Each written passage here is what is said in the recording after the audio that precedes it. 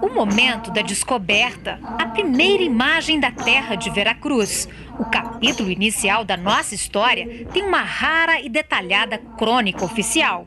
Uma carta, certidão de nascimento com dia, mês, ano e horas.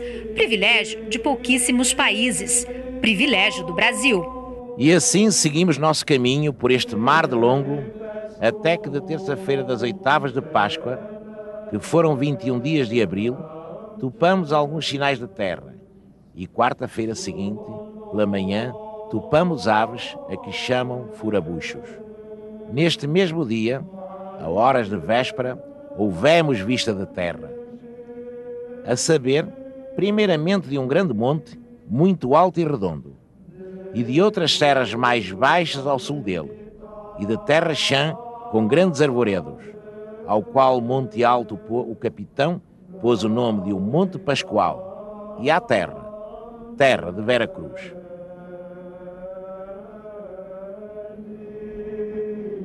Meio século depois, a carta guardada a 7 chaves na Torre do Tombo, em Lisboa, atravessou o Atlântico numa maleta de aço, sob forte proteção. O documento desperta curiosidade. O papel é feito de trapo, tecido. A tinta resistiu bem ao tempo. A tinta que ele fez foi boa porque não corroeu o papel.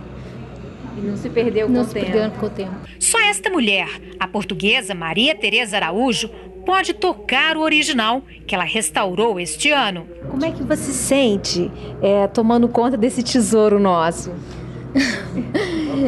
Para um restaurador, quando restaura uma peça, para ele é como se fosse um bebezinho dele, não é? Uhum. Sim. É um valor imensurável, né? É um valor muito grande. E o bebezinho exige cuidados de mãe para ser exposto. A vitrine é toda especial. Alemã, climatizada, mantém a temperatura abaixo de 20 graus e a umidade em torno de 50%. Luz aqui, nem pensar, estraga a tinta, oxida o papel. Uma palavra ajuda a descobrir que trecho do original veio para Brasília para a mostra do redescobrimento no Salão Negro do Congresso. Pelo princípio, que começa ao domingo, deve ser a primeira missa que houve aqui. Portanto, é aquela missa de Pascuela. Ao domingo de Pascuela pela manhã, determinou o capitão ir a ouvir missa e sermão naquele ilhéu. E ali, com todos nós outros, fez dizer missa, a qual disse o padre Frei Henrique em voz entoada e oficiada com aquela mesma voz pelos outros padres e sacerdotes que todos assistiram, a qual missa, segundo o meu parecer, foi ouvida por todos com muito prazer e devoção. Ali estava com o capitão a bandeira de Cristo, com que saíra de Belém, a qual esteve sempre bem alta, da parte do Evangelho. Decifrar a letra e o português arcaico é que são elas. Eu não sei ler isto. Não? Não sei ler. Não é uma linguagem fácil para hoje ler. Tanto que eu trabalho com os alunos, quando eu levo a carta, a primeira questão que nós vamos trabalhar é a linguagem. Não é uma linguagem fácil, é uma linguagem imaginária. Ele tenta resgatar essa coisa do paraíso, do edílico. Ele fica procurando o edílico, ele fica procurando a beleza na natureza, no indígena. Então ele está procurando o tempo inteiro, mas ele também está procurando traços econômicos, ele está atrás disso também, ou seja, a linguagem dele tem uma linguagem exploratória. Essa carta está muito novinha para ser há 500 anos, né? Você achou que ela está novinha? Achei, está bem conservada. E a letra? A letra está bem esquisita. É a segunda vez que a carta de Caminha vem de Portugal para o Brasil. A primeira foi em 1954. Agora, para festejar os 500 anos, ela percorre algumas capitais brasileiras até abril do ano que vem. Mas em nenhum lugar o documento vai ser visto por inteiro. Ele permanece bem guardado em segredo num banco. Apenas 2 das 14 folhas manuscritas do original são expostas. Não podem passar mais do que 1 mês e meio assim. Por isso, a cada cidade, elas são trocadas. Mas já é o bastante para provocar na gente uma certa emoção. Conterrâneo de Pero Vaz, 37 anos vivendo no Brasil, Vitor Alegria olha o documento com reverência. fica de queixo caído e não esconde o que sente. Eu fiquei arrepiado. Até agora ainda estou assim. Eu senti como se eu fosse uma coisa muito pequenina. Algo assim, sei lá, microscópico, porque o peso dela quase me abafava, porque era o peso dos anos e o peso da dimensão que aquilo provocou.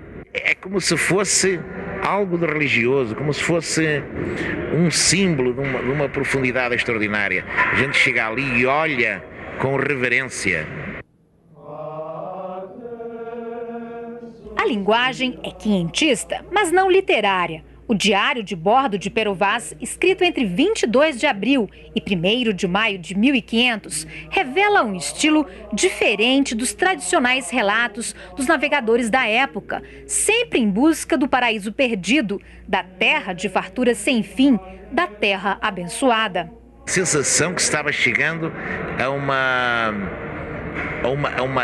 uma época e a um local que era uma coisa tão maravilhosa que o grande cronista, esse jornalista, talvez o primeiro da história, se revelou com uma emoção que transborda o simples relato oficial de uma carta ao rei. Que não é uma carta protocolar, não é uma carta cheia de encômios.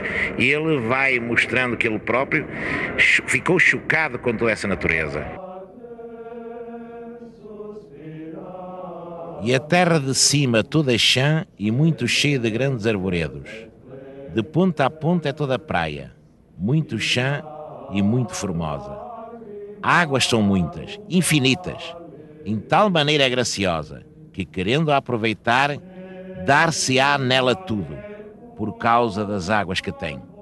Ele está também fazendo um relato que você pode dizer científico. Ele está fazendo um relato não só idílico, mas científico. Em um determinado momento ele fala em ouro, no início da carta, e no final ele vai ressaltar novamente essa terra, boa terra que tudo poderá dar, ela não tem nenhum metal precioso, ela não tem aquilo que nós estamos atrás, mas devemos salvar o principal que nós estamos fazendo, que é a recomendação dele, salvar essa gente.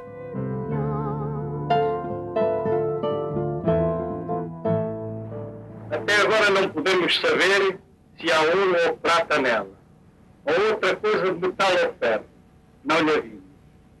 Contudo, a terra em si é de muito bons ares, frescos e temperados como os de entre Douro e Minho, porque neste tempo de agora, assim os achávamos como os de lá.